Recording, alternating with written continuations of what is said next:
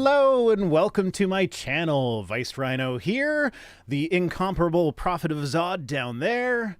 Someone in the chat noticed that my countdown has a countdown, which is pretty fantastic. I don't know, I just stole the countdown from someone else. I don't know why it does that, but I like it. Hi, Zod. Hey, how you doing? Good, how are you? Good. I noticed the countdown to a countdown too, and I was nervous there for a second. Yeah, I told him there was a 2-minute countdown, then I heard 5, 4, 3, 2. So a couple things before we begin. First, I have a story about my scotch. My scotch comes with a story today. I can't even pronounce the name of this thing. It's like Auchentoshan, I think, something like that. It's a scotch that was in the Irish whiskey section of my LCBO. But that's not the story. The story was I was behind this lady in line when I was buying it. And she was one of those people that just does not stop talking to the cashier. But what she was talking about was like how donations that go to the Cancer Society don't actually go to the Cancer Society. They go to the meat lobby industry so that they can lobby Canada Health to put out the food guide to encourage people to eat more meat so that they can get more cancer. And she just kept going and going and going. And eventually my favorite line was, as she was leaving, she like yelled back, "It's not fake news." If you have to say it's not fake news, I got some information. It's fake news. Yeah, at the very least, I'm not super reassured that a lady who's chatting up the cashier yelling it out really. Well, the cashier was like done with her. Like she was trying, like she was like motioning me to like come up before she had left properly and everything. She's like scanning my stuff. I was done paying before she was even done picking up her bag from the end of the thing. And it's like the cashier was not having it. And like everything she said was like, "Oh yeah, that's nice. Yeah, okay, great." You imagine how much of that shit they probably listen to every day. Oh yeah, well, hopefully not that specific stuff. It's like, I don't know. When I've been working in public facing thing, like I was a waiter, so this is kind of bad that I'm like this for someone who was a waiter. But I actually don't like talking to the guests, and so the guests that don't like talking to me are the ones that I got on the best with. It's like, I'll leave you alone, you leave me alone, you tell me if there's a problem and I'll fix it. You tell me what you want, I will make sure you get what you want. And those were always my favorite. That's kind of like when I get a haircut. I just hope we come to that unspoken agreement as I'm sitting down. I'm not terribly pleased with my haircut, but you know, I gave the guy a good tip because they're tipped employees. They need, like, they rely on that. So like, just because I'm not happy with my haircut and I am too much of a wuss to be like, "Hey, I'm not happy with my haircut, please fix it." That's not his fault. Yeah. And the way I was a difficult customer. I'll give you that, because I was trying to not talk, and he's a barber. That's part of the job, is chatting up the customer. And I was just, it's like, "Oh, so what do you do for a living?" "YouTube." "Okay, so how do you do?" Like, whatever. And when he asked me, like, what do you want to have done today? It was just like, I don't know, just something low maintenance. It's like, so I got to give it to, he gave me what I asked for. This is low maintenance. That's true. But, yeah. Yay! Food! Oh, I think anybody who's working in public. Alerts. Sorry, I just. Oh, you're good. You're good. Yeah, anybody who's working in customer service these days can use a chip, I think. Yeah. So Robert Rivers says, "Pizza is on me. Good to finally give back for entertaining me on my long drives every day." Yeah, I love listening to talk stuff with community. I don't listen to music anymore. Like, I love music, but I listen to all podcasts and audiobooks and stuff. And like, I'm at this horrible moment where I'm all caught up on all my podcasts and I don't have another Audible credit yet. So it's like, it's done. It's like, well, I could listen to music, but I don't know what music I like anymore because it's been so long since I've done that regularly. Yeah, that's always been me. I've listened to, when I was younger, see, I was only allowed to listen to Christian music, which might account for part of my lack of musical taste. But I've never really been into music, so I'll always listen to something talking, whether it's a YouTube channel I'm driving or a podcast or whatever. when I was little, one of the little things I'd sneak is I would turn on a news radio station and play it on a boombox when I was in bed really quietly, so my parents wouldn't hear that I was playing something other than a Christian music station. See, my parents weren't that strict. I kind of self-censored my content because I was a good little Christian boy. I was the teenager that, like, my parents were okay with me going out for Halloween, but I was like, no, Halloween is of the devil. I'm not going out for Halloween. And I have a massive sweet tooth. That was hard for me. Yeah, it was the other way for me. We couldn't do no Halloween, no Santa Clauses at Christmas, no non-Christian music. Well, my mother is a part of the United Church of Canada, and my grandmother was. Yay, I never quite got my mother's opinion on this, but I know my grandmother, her thing was that, like, the Bible is written by people. People make mistakes. So yeah, of course there's mistakes in the Bible. If the Bible tells you to do something evil, then that's not God telling you, that's whoever wrote the Bible. Now, how you figure that out is a whole nother question, but because, like, that's kind of the view of this whole church, so it was actually the first church in Canada to perform LGBTQ weddings. Oh, nice. I was actually at the conference where they decided that was okay, and they put on a little play where everybody in the play, like, and the gay people were like a shade of blue, but it turned out that everybody had a little bit of blue in them. And it's just like, that's like super progressive for a church in the early 2000s in Canada. Like just, this was just around when gay marriage became legal. And I was actually against it at the time. But yeah, so that's the, and fun fact, actually, speaking of my grandmother's church, she went to church with the guy who directed Jesus Christ Superstar. Oh, wow. Norman Jewison. She went to church with him. Apparently he was a very private man. He would always be the last one into the service and the first one out, so nobody ever got to talk to him, but he went to the church. I went to one service and he was pointing out, oh, that's the guy that directed Jesus Christ Superstar, but don't talk to him. He doesn't like it when people talk to him. But anyway, we're here for some tweets. So let's, first one up is Kevin Sorbo, the one about Trudeau. So someone was guessing about a Sorbo tweet. I don't think that one's in here. I'm not sure if I mentioned this, but Zod picked most of the tweets tonight. I haven't seen most of these tweets yet. So you're going to get my raw reaction. But I don't think the Sorbo healthcare one is in there. That one was funny. Where he was just like, oh, well, if the shot's free, why isn't insulin free? Why isn't this free? Why isn't that free? And like, you're almost there. You're almost there. Like, it should be, is the answer. But anyway, that's not this tweet. This tweet is, Trudeau actually said, I can understand frustrations with mandates, but mandates are the way to avoid further restrictions. Huh? Jeez. Like, yes, Kevin, it's not that hard to understand. If there's an infectious disease going around and you mandate things that stop the spread of that infectious disease and people actually listen to those mandates, then the disease stops spreading and you can lift restrictions. It's not rocket science. Yeah. You posted, there was something, is this the one thing where you retweeted with something about guns or something? Or he retweeted this with something about guns, No, right? he deleted that tweet. He did. Yeah, he actually, like, he took a correction because he was all like, I forget, Trudeau was saying something about the mandates or whatever, and no, it wasn't Trudeau. It was like Ottawa has done such and such.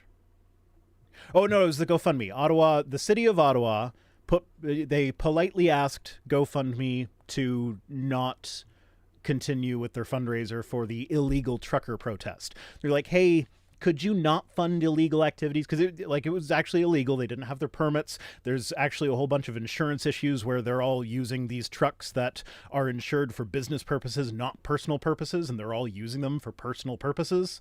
So they could all lose their insurance if it gets back to the insurance companies, and insurance companies love to take people's insurance away. So I don't see why, like, that is going to happen at some point in the future. But like, so he basically, Ottawa basically just politely asked GoFundMe to not fund illegal activities, and GoFundMe said, okay, and they pulled the fundraiser, and he retweeted that saying, oh, this is going to lead to them taking our guns away. Like, Kevin, this is Canada. We don't have the Second Amendment. If the government wants to take all our guns away, they can just do it.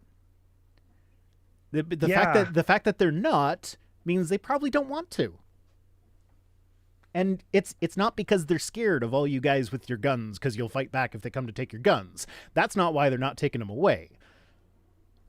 But yeah, Trudeau did pass a bunch of stricter gun legislation in response to a shooting because that's how the normal world does it. And that's why the normal world doesn't have as much of a problem with shootings as other places. But anyway, that's weird. Off topic. I feel like he's missing the point here in this tweet. Or I feel like you just described every single one of his tweets. Yeah. Probably describes everything about Sorbo, but it sounds like I don't know. He's acting like this is somewhat circular or something, or that it's self-contradictory. Yeah. But the way I read the quote is mandates are like maybe mandating vaccines or something like that. And once you do something like that, you don't have all these other restrictions like lockdowns or travel restrictions and stuff.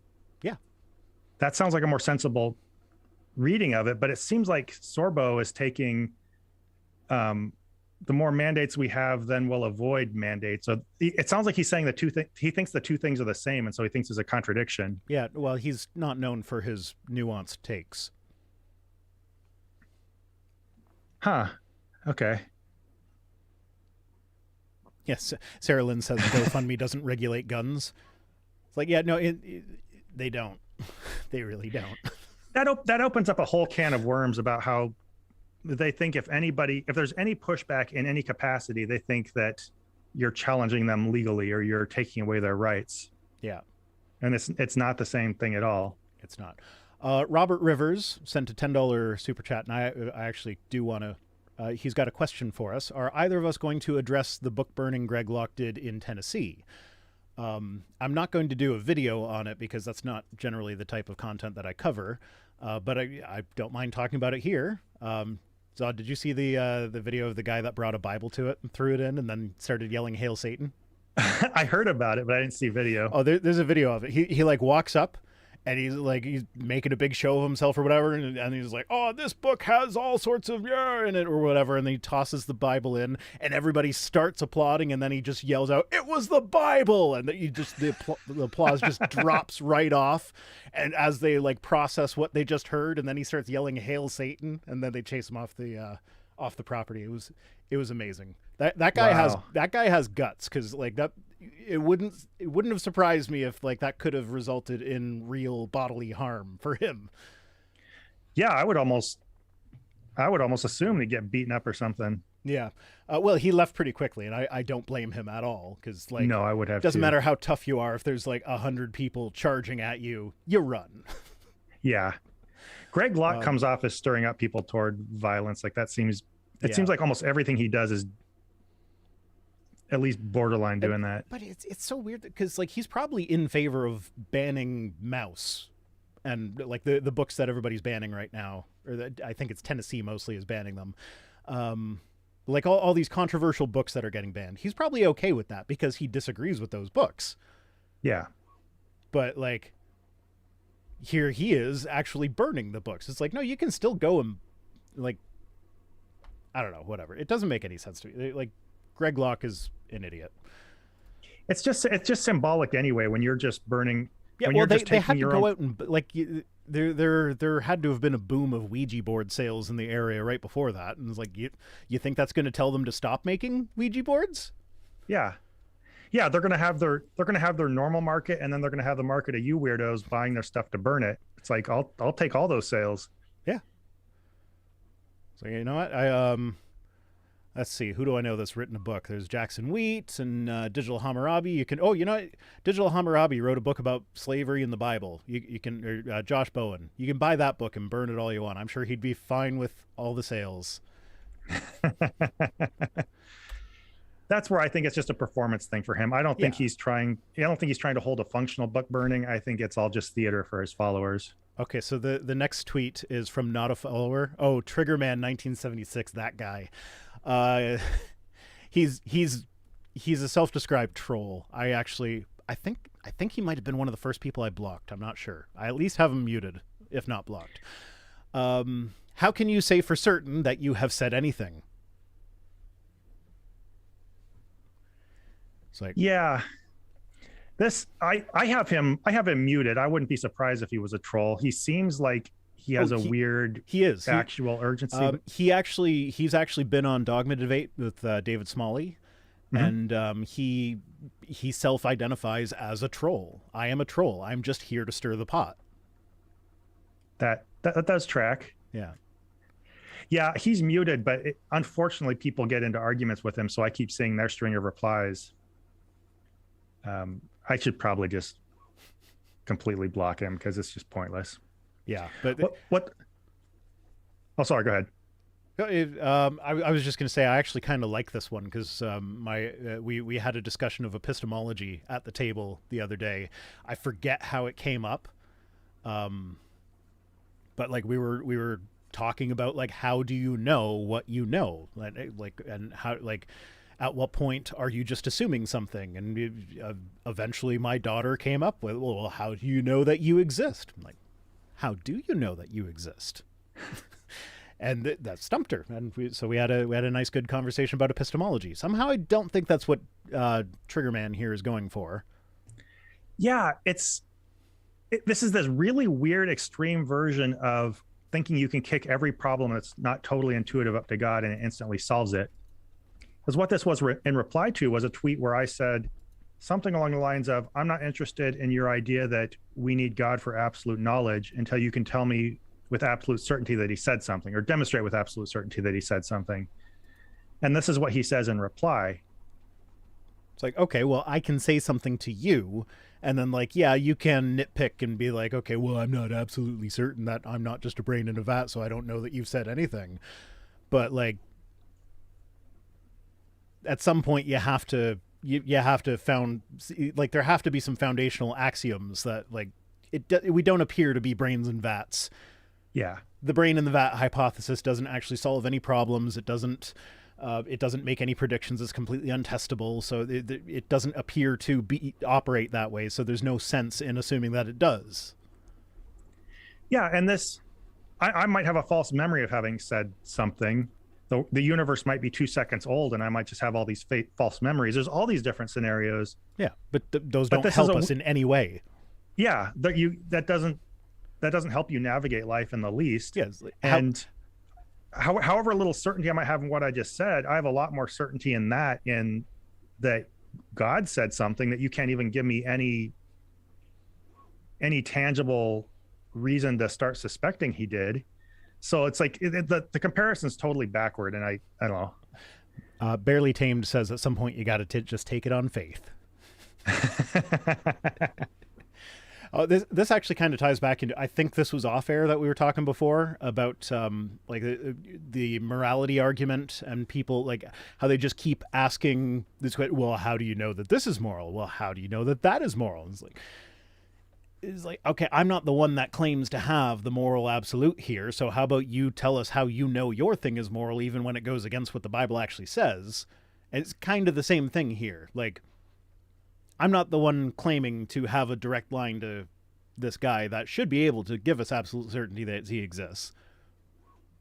Yeah.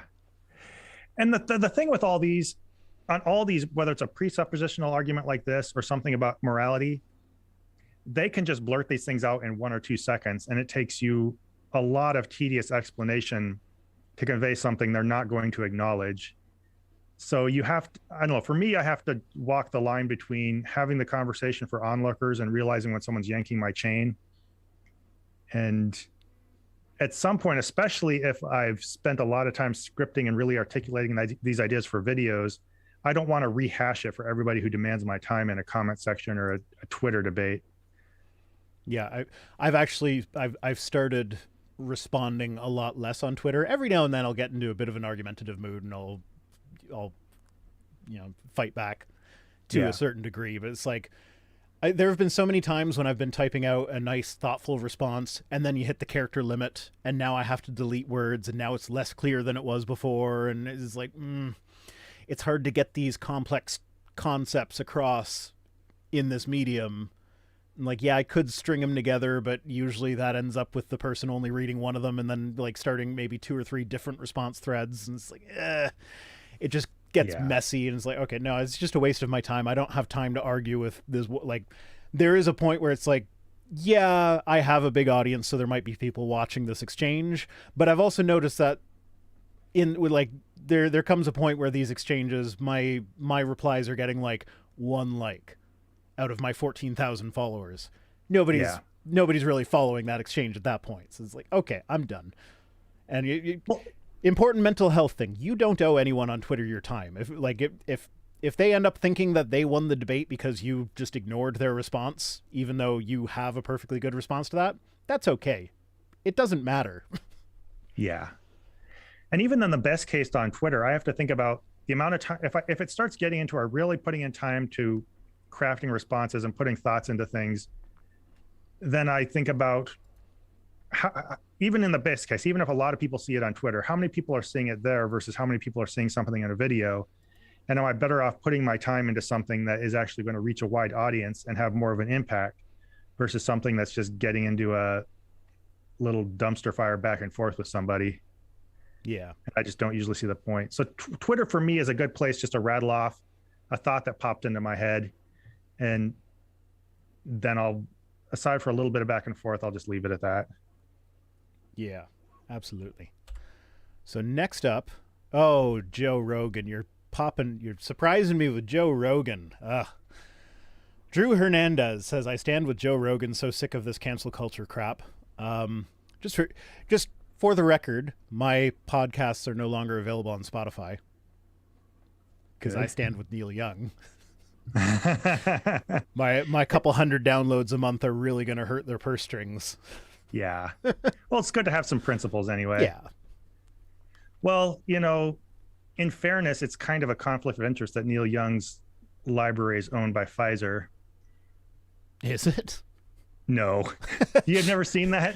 No, I haven't. Somebody, I don't know, it was one of these conspiracy theorists. They're saying something about Neil Young's library being owned by Pfizer, half of it being owned by him or something like that. And so this is all, he's just a stooge or something. Was it even like, was it at least nuanced enough to be like, follow the money, so-and-so has a percentage stake in this, and they also are related to this person who does something with Pfizer? Or was it just straight up, no, Pfizer owns half his music? I think it was, from what I saw, I didn't follow it anywhere, so it might have just been like a one line pulled out of context or something. But literally, I just saw somebody saying that Pfizer owned half or most of his music or something like that. But that's the trick with society today is, like, didn't Neil Young have polio when he was a kid? Like, isn't he permanently disabled from polio? I'm not aware of that. Again, this is coming from memes, but what I read was that Neil Young was disabled from polio when he had a kid, or when he was a kid. So he's got a permanent disability, and then he's got I think he's got 2 kids that I'm gonna look it up. No, I'm not going to look it up because who friggin' cares? It's not even really relevant. Whatever. Look it up yourself. It doesn't matter. But yeah, so the whole Joe Rogan thing, the thing with Joe Rogan is he just sits there and he's like, oh, I'm just asking questions. Yeah. I'm just, and like he defends himself by like, oh, I'm just an idiot. I don't know what I'm talking about. And it's like, okay, fine. But you have guests on, he has a bigger audience than Fox News. Wow. I talk a lot about a Fox News is all about how the mainstream media this and the mainstream media that. Fox News is the mainstream media. Joe Rogan is even more mainstream than Fox News. And he just he has these conspiracy theorist guests on and he doesn't push back on them, but then he does push back when he gets people that actually know what they're talking about. Yeah. And have you seen that meme of Joe Rogan as the barbarian? No, I haven't. Oh, I have to. Joe Rogan. People who say they're just asking questions, whether it's him or Tucker Carlson or whatever, they all know exactly what they're doing.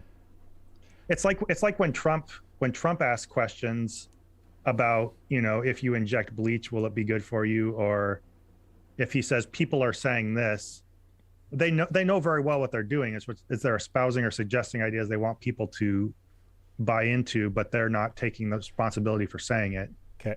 So this is a bit long, but I do have to read the whole thing. All right. Joe Rogan is like some barbarian Khan from the steppes that took an interest in the intellectual things, and his show is basically him bringing slightly nervous scholars and magicians to come before him and explain how the world works. Glasses man, you explain to Joe why sky big and how tree grow. But he will also believe almost anything you tell him, and only recently in the past few years does he clap back. Like, Tiny Hat Man say otherwise. Do you lie to Joe? Tiny Hat Man say fat not bad for you. That sugar is enemy. So which is truth? Joe thinks you are wrong. And so people just nervously go, oh, okay, haha, yeah, I guess so. Joe spend many moons on horseback and training with bow and sword, but Joe also wonder why skyfire rise from mountains every morning. You will explain this to Joe. It's like, yeah, that explains, that encapsulates his show, because like up until recently, he was basically the kind of person that he would just believe the last thing that he heard. Like whatever guest he had on, if they said something confidently, he would believe it. And then just only recently, he's gotten onto the anti-vax bandwagon and starts promoting all that sort of stuff. Oh, you know, I have a light that I haven't turned on. Let's do that. There we go. Hey, you can see me now. I'm a professional. The thing I hate about the cancel culture thing is like it's extremely one-sided. I put another thing in the folder. It's that cancel culture president one, which is basically my retort to any of these cancel culture remarks. Well, if we're lucky, maybe it'll come up next. No, it's not. Yeah, it's.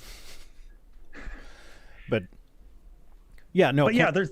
Sorry, go ahead. There's all kinds of pushback from all directions, and I mean, we did that whole video that cartoon. Yes. That, oh, you know, that's half right. the I people started on my that, channel didn't just I? hated. What's that? I started that, didn't I? Yeah, you had the main role in that. Where basically evangelicals have been at the cancel culture thing longer than anybody else. Yep. But now that anybody other than them does it to a fraction of the extent, they act like it's something new and that society's caving in and they're being persecuted. It's one of my worst sore spots. I can't stand it. Yeah, it's it's so annoying because it's literally the exact same thing they've been doing for centuries, millennia. Like you know why we don't know a lot about the early Christian sects that look nothing like the Christianity that we have today? Because the Christianity that we have today burned all their materials. They canceled it. Yeah, exactly. And Christianity has rarely canceled things throughout history, less recently, but Christianity has rarely canceled things in the very mild ways that other people do today that they consider cancel culture. Yeah, well, and I think it's the Nag Hammadi library, like one of the like ancient scrolls that we know most of some of these early Christian sects. It was like the hypothesis is that like it was buried in a jar out in the middle of nowhere, sort of thing. So they think that it was like the monks that were at that thing, like when the council, whichever council, I think it was the Council of Trent, would have been around that time. I might be wrong on that. Read some Barterman, he gets the details more right than me. But I like, and so the idea is like they would have been following these teachings, but then when the council like said, okay, no, this is what we're all doing now, we're like, okay, well, we really believe this, so let's try and preserve it, even though we're supposed to destroy it. And so they actually, like, it was people trying to avoid cancel culture. That is how we got the Nag Hammadi library, or whichever collection of scrolls I'm thinking of. It might not be the Nag Hammadi one. That's just the one that comes to mind. Yeah. Anyway, next up is Deity Bale from SMTV, who says, imagine letting him live rent-free in your brain despite him being out of office for 2 years. LMAO. I assume that's about Trent. That's the Council of Trent. Trump. Yeah. I mean, honestly, oh yeah, I usually don't think about him unless he does something exceptionally stupid, like he releases one of his official from the desk of Donald Trump things that's extra stupid or something. Well, and I don't know, it's not like he went away 2 years ago and we're just sitting there dwelling on him. No, he still does rallies and stuff where he's talking about the stolen election and crap. Like, and there's a good chance he's going to be president again for a long, long time. Oh, and you know, but not only that, we aren't always the ones bringing him up anyway. Like they keep talking about how the election was stolen. They did one of those stupid freedom rallies. I got caught in it driving home from Anchorage to Eagle River. Oh yeah, the trucks. Yeah, it's we're not about anti-vax, we're about freedom, because suddenly this is the one hill they plant a flag on after opposing gay rights and everything else. Yeah, but never mind, like, how many vaccine mandates have gone unnoticed? Like, I actually just found my vaccine passport from when I was a baby. Like, I was cleaning off this bookshelf over there, and I found my vaccine card from when I was a baby. It's a little yellow booklet that details all the vaccines I got so that I could go to school, because they require those vaccines to go to school. Exactly. Like, and it's the same card. Like when they actually don't put the COVID vaccine on that. I'm not sure why. But yeah, COVID gets its own special. Like I have a QR code for that. Maybe because it's more ubiquitous. Yeah. Oh, but the reason I brought it up, I guess, with this letting him live rent-free thing, the whole thing, you wouldn't even know, aside from one or two trucks, you wouldn't even know it was a vaccine thing. It was all Trump flags. Yeah. I had gone to pick up my daughter and was driving her home. And so she got this whole lesson about a lot of things, including what the Confederate flag is, what the Don't Tread on Me flag is. I don't know the name of that thing. What Let's Go Brandon means. It was quite an education driving by that. But you would just think it was a Trump rally. Almost everything was Trump 2020, Make America Great Trump Again. 2024 crap going on in Canada. Jeez. Like, what the fuck, people? Yeah. So it's like someone who keeps walking and taking a crap in your living room and then asking why you talk about crap or something like that. Not a great analogy, but It works. yeah. I like it. Speaking of, I thought about retweeting this, but there's a company that makes bidets that they're doing a $10,000 giveaway on the day after the Super Bowl, and they're calling it the Super Bowel. And the way you enter the contest is by sending them a picture of your big crap from all the stuff that you ate at the Super Bowl party. And Nice. so you send them the picture of your crap, and the biggest crap wins $10,000 or whatever. So you said you send them and I was a little disappointed when you said picture. Yeah. But I told my kids about that, and my daughter immediately started trying to game the system. She was like, okay, so you poop first, and then I'll poop on top of that, and then the boys can poop on top of that, and it'll be the biggest poop. You're like, okay, well, first off, that's disgusting. I'm glad you put me first. Second, we're like, even if you do that, they'll probably know that that's what we did, because that's not natural. Third, we probably aren't the only people to think about that, so we're not going to win this $10,000. It's very unlikely we're going to win this $10,000, and I don't want to clean up that massive clog for not $10,000. Yeah.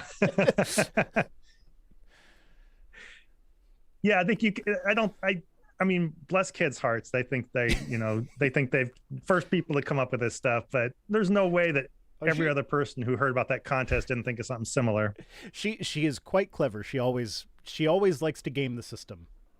Like she gets her pedantry from me. I have to be very specific with how I word things around her, because otherwise she'll find the loophole.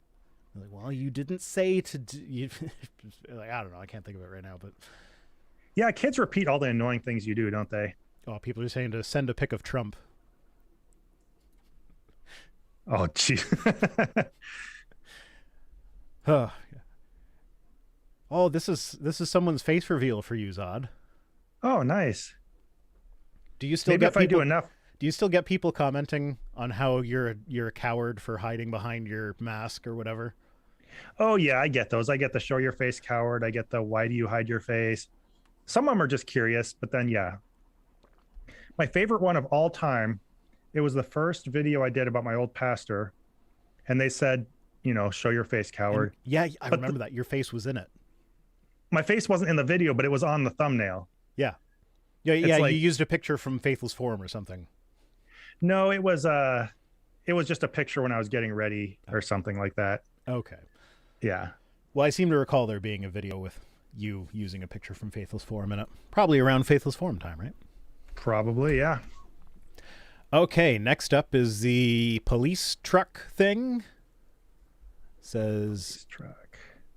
Oh, no, I moved the wrong thing.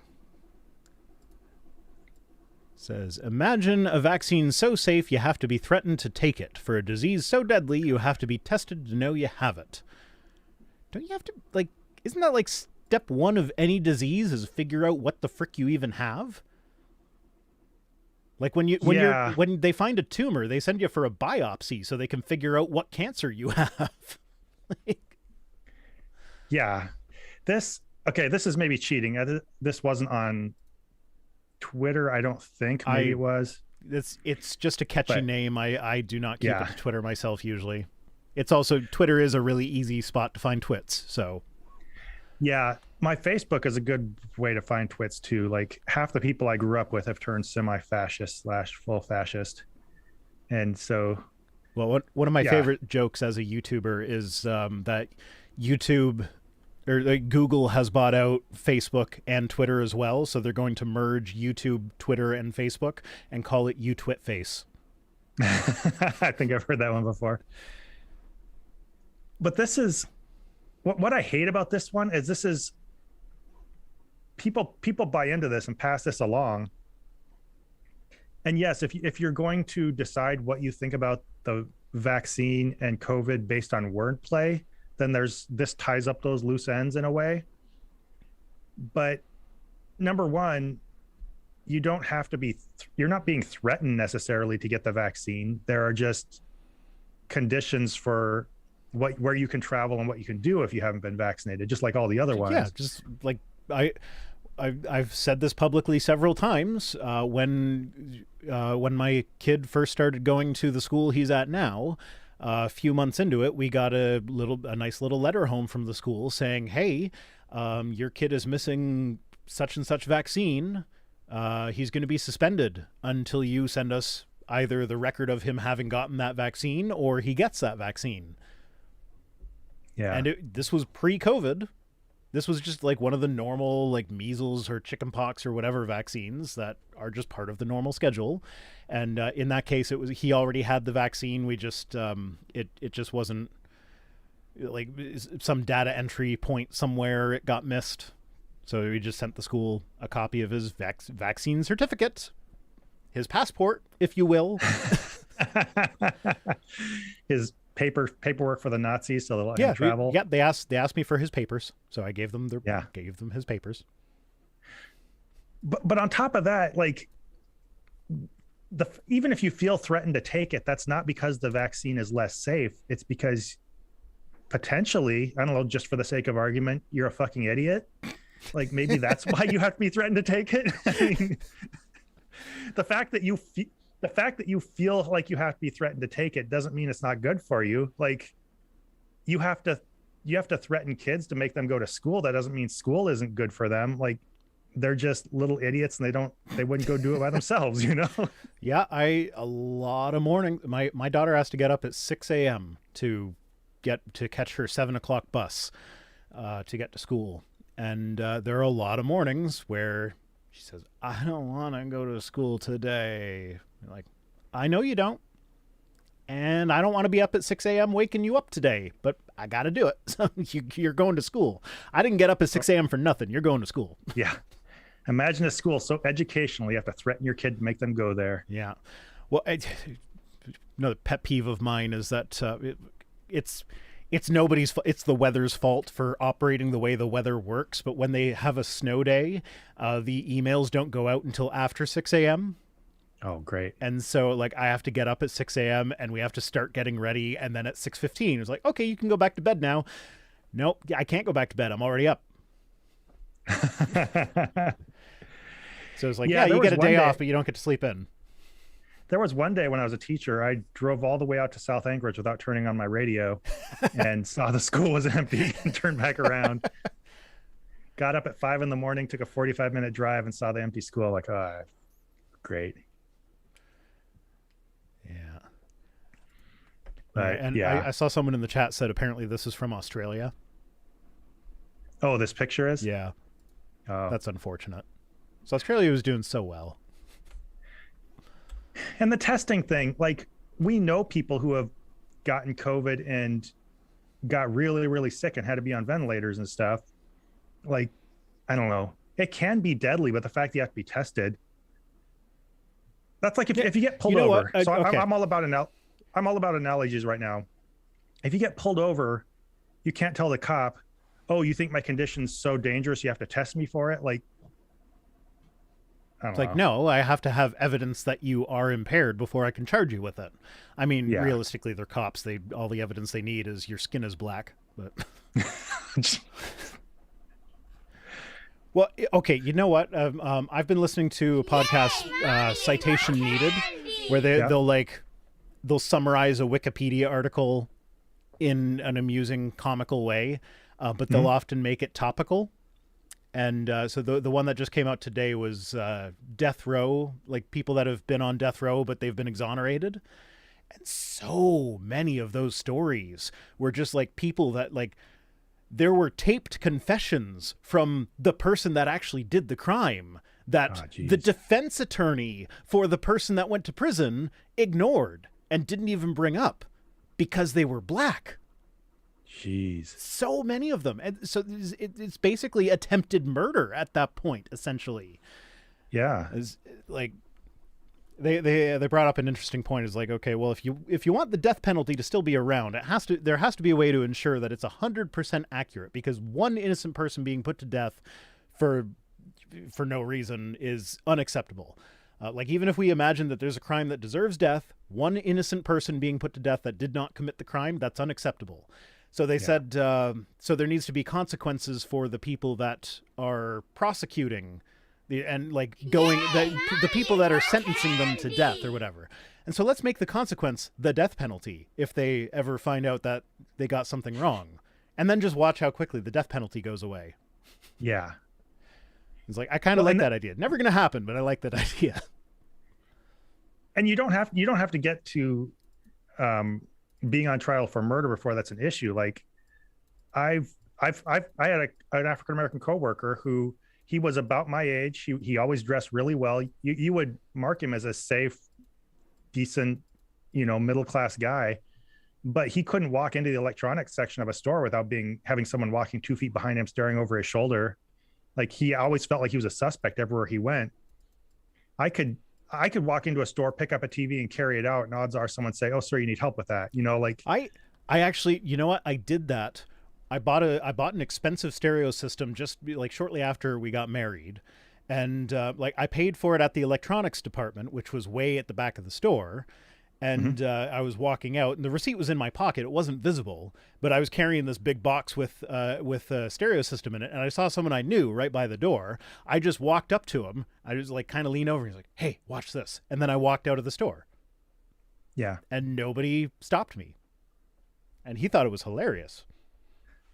If I suffer one inconvenience as a white middle-aged person who looks like I do, it's that people get annoyed if I try to show them a receipt. Like, just move on.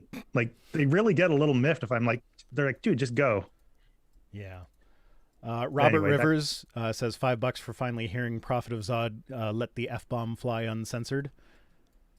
Excellent. It's like, well, it's my fault that it's not censored, but also Zod's not getting any money for this, so. I let it fly uncensored incidentally with you in a cartoon. It was that kind of door become a window one, and I think one of my first lines was calling you a fucking liar.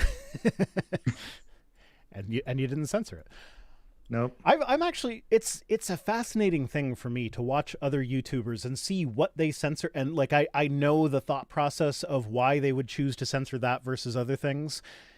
And then I see what I get away with. I imagine I'm not going to get away with it forever, but yeah, like there's got to be a reason why they're doing it, and I'm aware of that reason, but it works for me at the moment. I'm one of the lucky ones. I don't know why. Like last week with Shannon, we started talking, I forget what it was, like child slavery or something that was just absolutely heinous and terrible, and this should not be a monetized stream. It's still monetized right now. Yeah. I don't know how I get away with this shit. I I generally But, weep did you out see most. Telltale got another strike? Like, he got a strike a little while ago Oh, geez. for bullying for hate speech.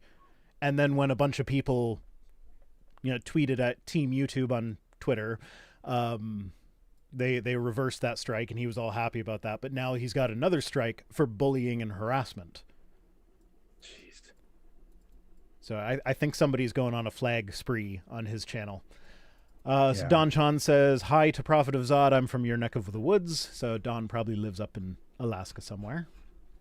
Probably. Or maybe the Yukon or Northwest Hello, Territories, Don. somewhere north and cold. Yes. If you live in Alaska, you're probably within about 15 miles of us, because as big as the state is, we're essentially a 15-mile island. Yep. Have you seen the cartoon The Great North? Mm-mm. It's about a family that lives in Alaska, and it's kind of silly, and it's not the best show I've ever seen, but it does make me laugh sometimes, and it kind of caught my attention because it's like I have recently found myself in a demographic that doesn't have a lot of media directed towards it, like the single male parent. It's not the most common. Like, it's usually the single woman. Yeah. And this show has single male parent and that kind of caught my attention. I started watching it. It's kind of a cute show. I'll have to check it out. It takes place in Alaska. So next is Frank Turek, who this one barely got in under the radar. Just when I thought all my work was done for the stream, I saw this tweet, and you already responded to it on Twitter. Says, when you think you have a scientific consensus that miracles don't occur, you don't have a scientific consensus based on the evidence. You have a scientific consensus based on the bias against the miraculous, because they've already decided that miracles don't occur. There's a lot wrong here. Yeah. And this is something Frank should definitely know better than. And this is why I've started screen capturing Frank instead of retweeting him, because I think he started to go down the route of certain people I won't even name. Yeah. He knows that he probably has as big an atheist audience as anything, and so he'll get more engagement by saying stupid things that he'll know will quote tweet. Yeah, I kind of alternate between actually quote tweeting him and screenshotting him. But yeah, it's like, no, the scientific consensus isn't that miracles don't occur. It's that miracles are by definition, like when we're talking about miracles, like, do you think he's talking modern, or do you think he's talking like resurrection? Because I immediately start to think resurrection, historical miracles. Yeah, that's where I usually hear this applied, is if people who reject the gospel narratives have a anti-supernatural bias or something like that. Yeah. But he's probably talking in any case, modern miracles or historical ones. Specific to historical miracles, the whole thing about that is that history is all about probability. You have the documents that you have. So knowing what we know about the documents that we have, what is the most likely real thing to have happened that could have resulted in these documents? Miracles, by definition, are improbable events. Otherwise, they wouldn't be miraculous. So when looking at them from a historical perspective, it's not a bias against miracles because they're supernatural. It's a bias against miracles because, by definition, they are less likely than any other explanation you could think up. Yeah, exactly. And there's no other area of historical analysis or textual analysis or whatever where this wouldn't apply equally for them, except the New Testament. Like, if you're reading the Sumerian kings list, you might think there was someone named Gilgamesh, but you're not going to think he reigned for X number of 100 years and did all these supernatural things. You automatically know that certain things are almost certain embellishments. And that's something we do in every aspect of our lives, not just historical criticism, but instantly it becomes an anti-supernatural bias. And Yay! I don't know. Money for candy! Yeah, so It's a really Sorry, go ahead. You go. You're the guest. Okay. Well, it's just a really clear-cut, bald-faced attempt at trying to elbow in more room for your own supernatural claims than you really deserve. You can't just call a common sense assessment over whether something's going to happen anti-supernatural bias. It's just silly. Yeah. Yeah. So Don says I'm an indoor Alaskan, so in the only city. So I guess that would be Anchorage. That's probably what they're referring to. Yeah. Okay. Nunya Business says, by definition, a miracle is the least likely event. If any other explanation exists, that isn't a miracle, then that by definition is more likely. Yeah, that's kind of what I was getting at. Yeah. And with scientists, you try to work by establishing patterns. I'm not a scientist myself, so I can't speak with any great expertise. But really, you work on what your body of experience and what past scientific studies have shown as far as patterns of how the world works. You're literally not going to accomplish anything by trying to chase down miracles. And so, I mean, again, by definition, don't miracles not fit into any pattern? Like, they're definitionally untestable, so they don't fall into the realm of science. So the scientific consensus is irrelevant because they are irrelevant to science. Yeah. Yeah, and I don't even know that there is a consensus they don't happen. This is kind of a made-up boogeyman to begin with. It's like, is there a scientific consensus that if you drop a rock, it might not fly up the next time you do it? Like, it's just one of those things that never occurs to us, and we don't bother with it. I think this seems to fit into the whole box where a lot of Christians think that the scientific world shows up to work fixated on their religion and disproving it, when really quote unquote evolutionists, they don't show up trying to disprove God or anything like that. That's purely incidental. They just do their work in biology. Okay, I'm sorry for saying this, but I find this kind of amusing, and I think you might as well. It says, not being mean, but it looks like Zod is fresh from running Alaska's #1 used snowmobile shop. Yeah, I was looking at that too. Well, at least you dressed up. I'm just wearing my sweater. Yeah, I came home from work today, so I decided to shill. You can go to teespring.com/something or other. Links.vicerhino.com will get you there. My wife was bugging me to wear this. I'd worn it once a long time ago, and she was hoping I had some 70s style sunglasses and a neck chain, but I couldn't find all that. So before this, she was texting me over and over again saying, I hope I'm not gonna be disappointed about how you're dressing on that. I'm literally in pajama pants right now. Excellent. Like, you can dress how you want. Okay, we got to start going quicker. All right. Okay, the cancel culture president. I can't actually read those because they're too small, so let me just open them up here. Oh, so this is so this is a bunch of tweets from Donald Trump trying to cancel other people. Yeah, exactly. Yeah. So every time somebody complains about cancel culture, I just post that picture basically as my retort. It's just a long string of Trump saying that businesses should be shut down or people should be fired because he doesn't like what they did. Yeah. Yeah, absolutely. Okay. Oh, capturing Christianity. It says, a quick summary of the debate between apostate prophet and Ali Dawah. AP, based on what is God the necessary being? Ali Dawah eats grapes? I need some explanation here. What's going on? I'm not 100% sure, but from what I gathered, he was making fun of the guy's response or something. I haven't seen this debate. Well, so I'm kind of shooting from the hip here. I just threw a bunch of stuff into the folder, to be honest. So I don't know that there's a good point to all this stuff. But what struck me about this is, I would not to say anything too controversial on your show, but I would say that Cameron often makes arguments that aren't great. I don't know. Is that a little too edgy for you? I've probably said something similar in the past. Okay. I haven't covered him in a while, so I don't know for sure, but. And it just struck me as, I don't know, a lot of the arguments, I think he tallies up these like 100 arguments for God or something like that. I really doubt he's put them all through a really rigorous filter before deciding they were reasonable. And it's kind of interesting how quickly he notices that apologetics are silly when somebody else does them. This guy might have been more ridiculous than I think, but I don't know.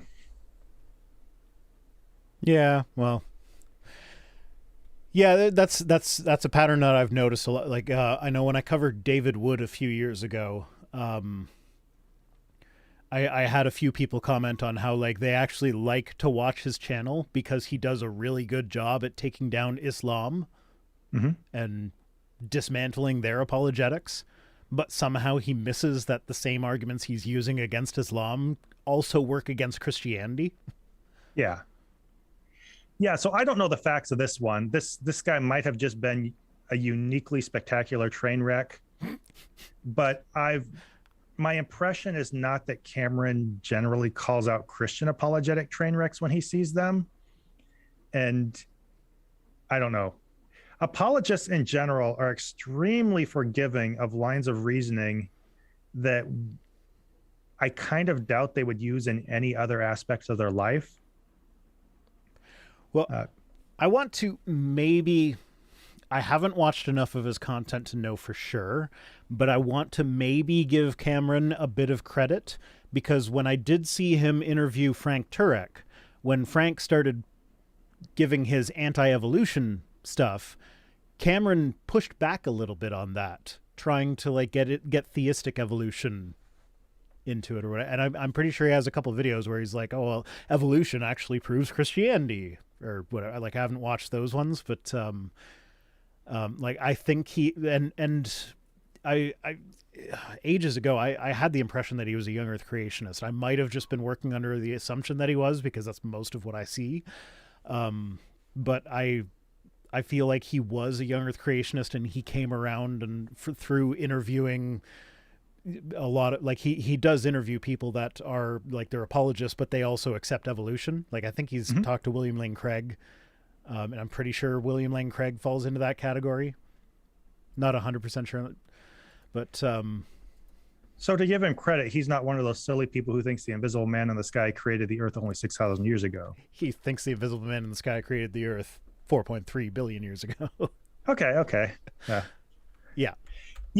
And partly, to be fair, again, I just threw everything I found that looks silly into a bucket, and we could pick or whatever.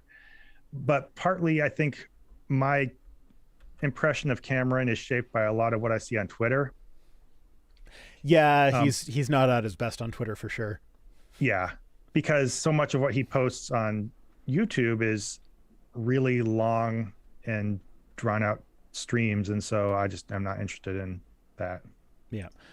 So next up is Virgil Walker, who says, "Dear Christian, do not trade truth for what's trending, facts for feelings, and right for what's wrong." So I imagine then he is going to go back to the form of Christianity that existed when Paul was writing, which doesn't look anything like the Christianity we have today. Yeah.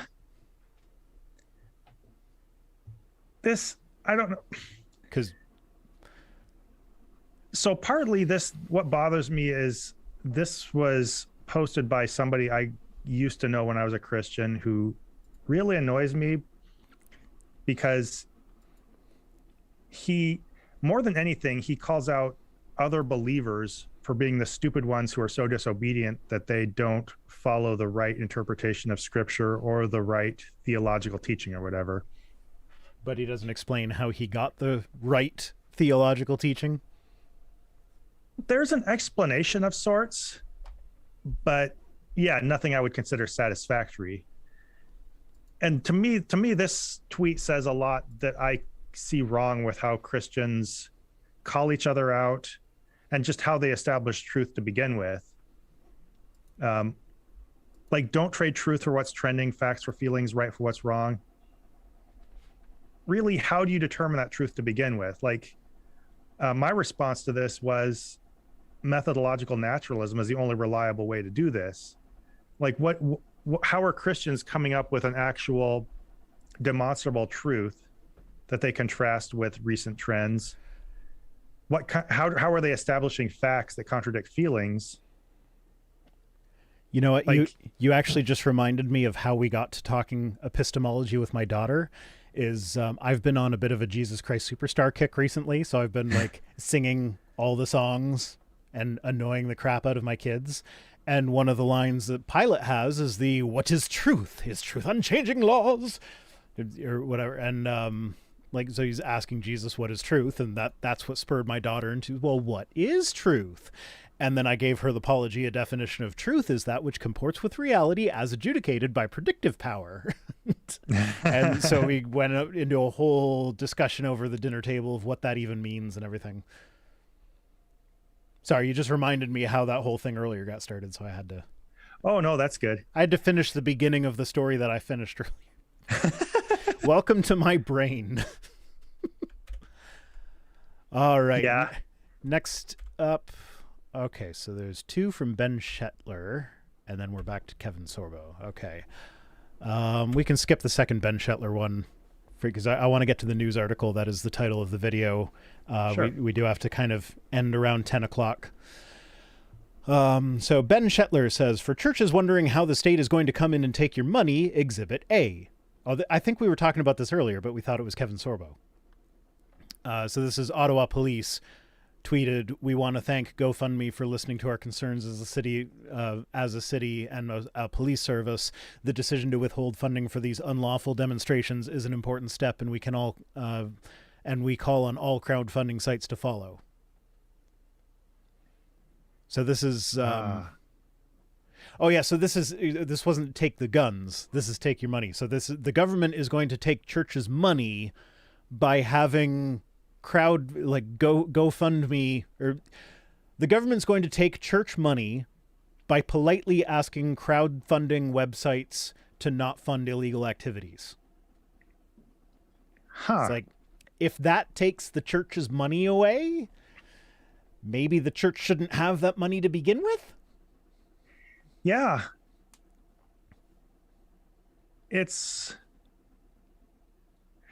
I don't know. The government's had a history of doing this. I mean, don't they freeze the assets of, say, Islamic terrorist organizations? I haven't heard churches complaining a ton about that. I actually don't know the answer to that question. I would imagine so. I would like to think that they freeze the assets of known Islamic terrorist groups. That's from what I understand, they were trying to do that a lot. I think that was a big thing, after 9/11 with Bush and all that, a big counterterrorism thing. This isn't anything new. Like, if they seize the money of drug lords or whatever, it's just baffling how you get from stopping funding of actual unlawful activity to taking the money away from churches. Well, I've been watching Atlas Shrugged, the 3-part movie series. So compared to that, this actually makes a whole lot of sense. I'm sure literally anything would make sense if you've watched Atlas Shrugged. Yeah, it's... Yay, sorry. candy! That's a whole nother can of worms. I live tweeted the first half of the 3rd movie last night. I did it all in one thread so that people could mute it, so they're not like getting their timeline spammed with that thing if they don't want it. But yeah. It's just I was in a chat with some friends. I think you were there. Where like when I was watching, I think the second one, and I just like every scene, I had something I wanted to say, so I just kept on spamming the chat and probably annoying most of the people that were in it. So I'm like, okay, you know what? This time I'm gonna do it for only the people that actually want to see it. But it's like, there's just so much to make fun of there. You had me legitimately curious, though. It's not worth watching unless you enjoy bad movies. Like, The Core is one of my favorite movies, not because it's a good movie, but because it makes me laugh. All right. Godless Blessing says, wow, is odd and Rhino years ago. If had leprosy and you didn't take the vaccine, you went to a colony. Do they have a leprosy vaccine now? I don't know. Or did they just get a better treatment that didn't send you to the colony to get all the needles in your back? I have no clue, to be honest. I have not followed the treatment of leprosy. Okay, so now it's time to get to the meat of the stream. just an hour hour and 10 minutes in. So, can anyone in the chat guess why this priest was forced to resign in shame? Catholic priest. And unless you've seen the video, you're not gonna get it. You're not. It's like there are a million reasons why most priests should probably resign. But yeah, okay, so the chat's on delay and this is getting boring, so I'm just going to do the reveal. So the priest resigned. Oh, no, that's the wrong button. No, that's also the wrong button. I'm a professional. There we go. Pastor resigns after diocese learns he performed invalid baptisms. This is the Catholic Church we're talking about. Their priests are resigning because of invalid baptisms? Like, no, you've got more important things to deal with than that. Yeah. So, Bishop Thomas J. Olmsted of Phoenix said baptisms performed by a priest during the years of the ministry in the diocese are invalid, leading to the resignation of the clergyman on February 1st. So they have a zero tolerance policy for doing the baptism wrong. But if you rape a kid, we'll just move you somewhere else where you won't get charged criminally. Yeah, this is very strange priorities.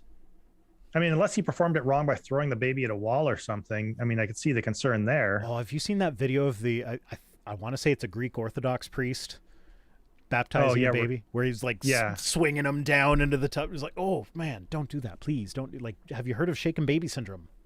Yeah, jeez. So let's... Specifically, it was reported to me that Father Anders used the formula, "We baptize you in the name of the Father, and of the Son, and of the Holy Spirit." The key phrase in question is the use of "we baptize" in place of "I baptized," Bishop Olmsted wrote. Oh, what a shame. So do you really think God is that big of a dick? That like, oh no, you can't come into heaven because the priest that baptized you when you were a baby and incapable of making any decisions for yourself said, "We baptize you in the name of the Holy Spirit," instead of "I baptize you in the name of the Holy Spirit." Like, what? What even is this? The issue with using "we" is that it is not the community that baptizes a person. Rather, it is Christ and him alone who presides at all of the sacrament. And so it is Christ Jesus who baptizes. That doesn't even make any sense, because I would refer to the priest, not to Jesus. Yeah. So if it's Jesus doing the baptizing, it should be Jesus baptizes you in the name of the Father, the Son, and the Holy Spirit. So yeah. their reasoning for why he gets fired doesn't even make sense in their own thing. So did Jesus's baptism not count unless John the Baptist said, "You baptize you in the name of the Father and the Son and the Holy Spirit"? Well, it depends which book you're in. If you're in Mark, it was an adoptionist book, so Jesus wasn't the Son of God until after the baptism, so... Okay, fine. Yeah, so his use of the royal "we" was enough to force him to resign in shame. My God. Like, wow, get your priorities straight, guys. Come on.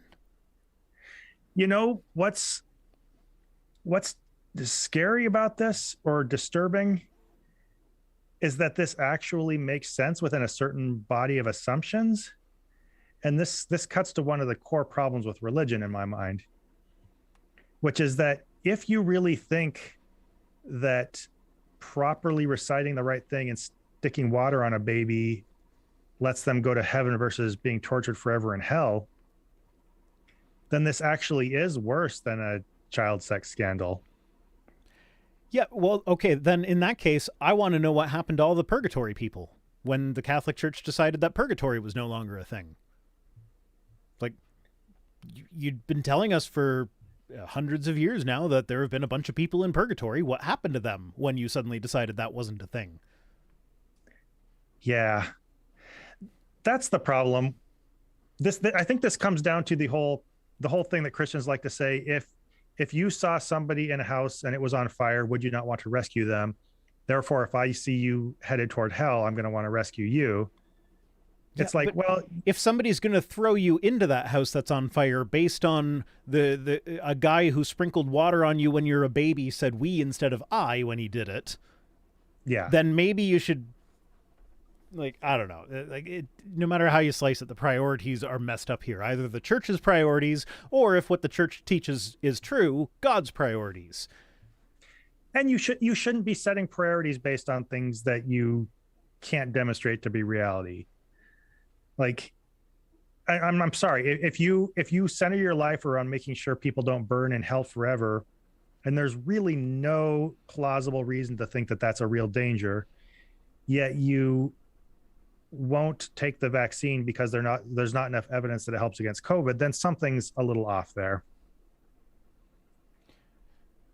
Yeah, I'm kind of scared. I haven't actually read the whole article in detail, but like the rest of the article seems to be like, oh, the diocese has been around since September of 2005, and Father What's-His-Face is a Udist priest, and it's like, okay, just pointless details that have nothing to do with the story. But it's like, it's just so weird to me that this is a thing that they focus on.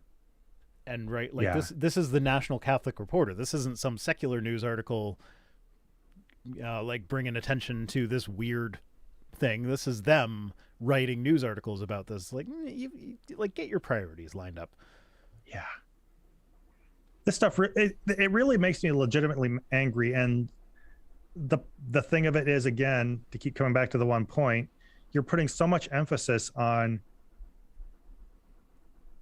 a danger that you have no plausible, at least demonstrable reason to think is actually a problem for people. And you focus so much on that, yet you have these very real things happening to children throughout the Catholic Church. That's not as big a deal, or you want to hide it or something. I don't know. Once those assumptions get into your head and you allow yourself to make decisions based on them, you're going to go literally anywhere.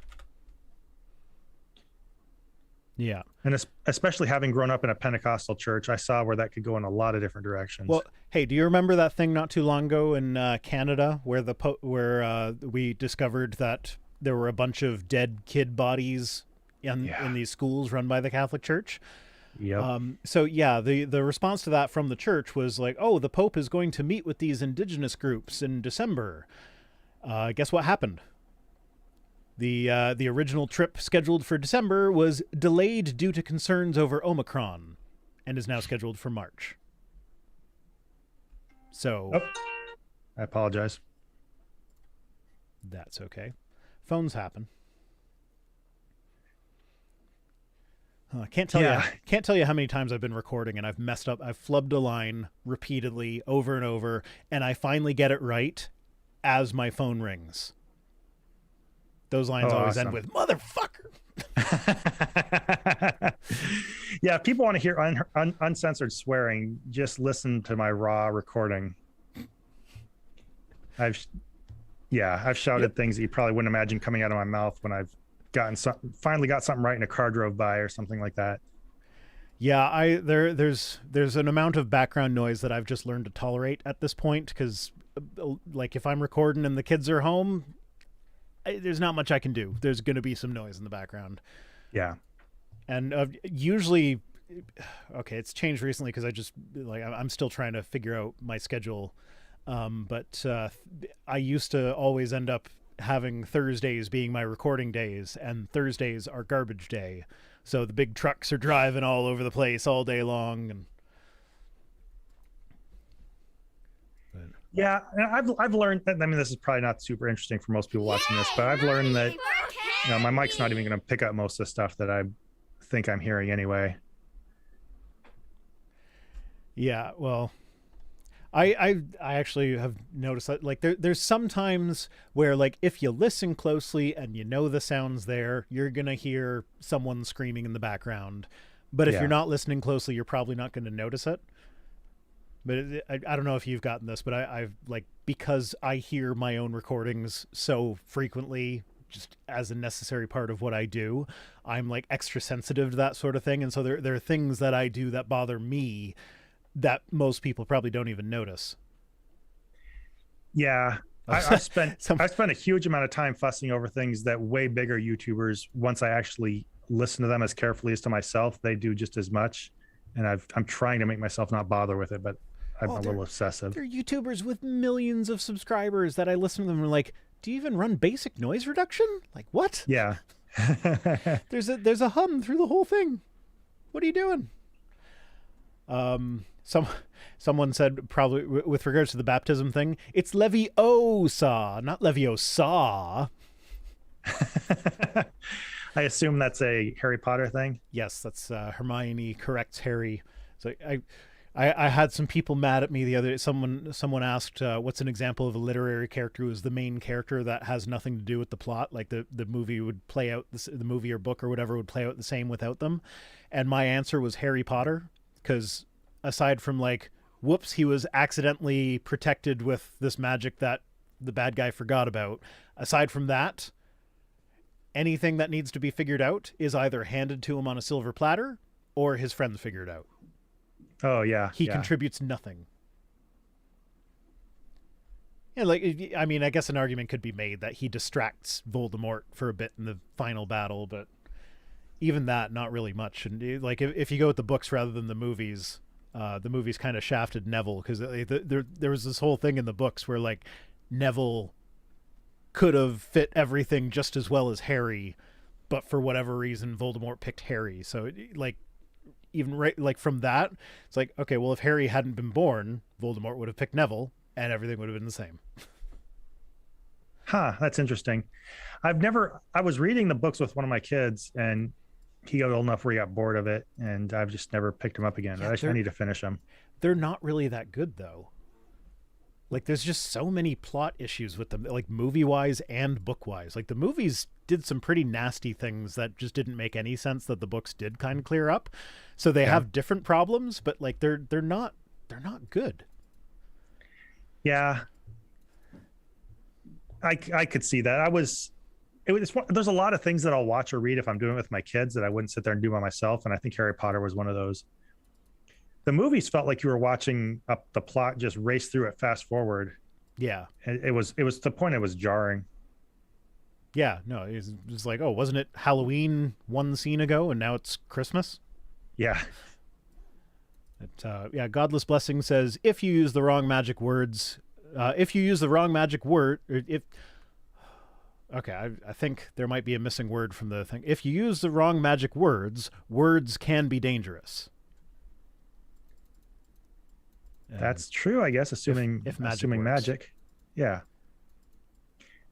So if you assume that what you do, what incantation you do when you're sprinkling water on a baby affects their soul forever, then yes, words are dangerous.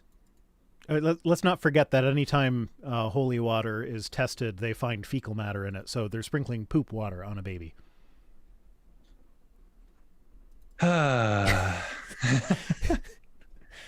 But like to paraphrase Paul in his epistles, if I avoid putting shit on myself, yet lose my soul, what do I gain? Indeed. All comes down to priorities. Yep. So I'm going to say, oh, fuck, I forgot to set up my end screen again. So we're just going to have to do a hard end of the stream. But yeah, it's getting about to be the time that Lily comes down for her emergency cuddles. So I got to make time for that. I enjoy them, but I wish they weren't necessary. Yeah. I'm old, and so I miss emergency or any other kinds of cuddles with my kids. So enjoy it while you can.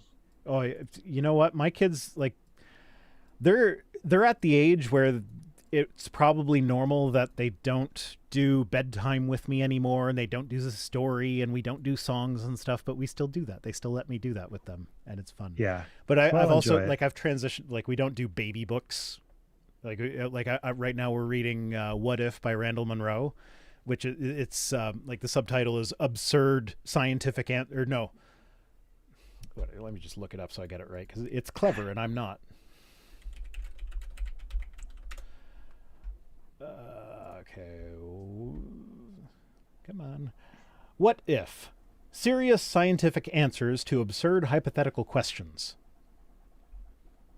And the entire population of the Earth dies several times in the book, and it's amusing, it's fun, it's educational, and the kids are really enjoying it. Interesting. Tonight we did the one like, what if everybody shined a laser at the moon at the same time? And like, like with a normal milliwatt laser, nothing happens. And then there's a little comic guy that says, well, what if we used more power? And so he goes through like all the different kinds of lasers that we have until eventually we vaporize the near side of the moon, which turns it into a makeshift rocket engine, which then propels it away from the Earth. And the entire population of the Earth dies because the exhaust from the rocket just vaporizes everybody. Very interesting. I'll have to check it out. It's a fun book. So yeah, anyway, thanks for joining me. It's been a slice. Thanks everyone who has also joined us and super chatted and stuff. Yeah, this has been your Twit Tweets for the evening. Just pretend that there's like my normal end thingy here that I forgot to set up today, but I fixed everything else, so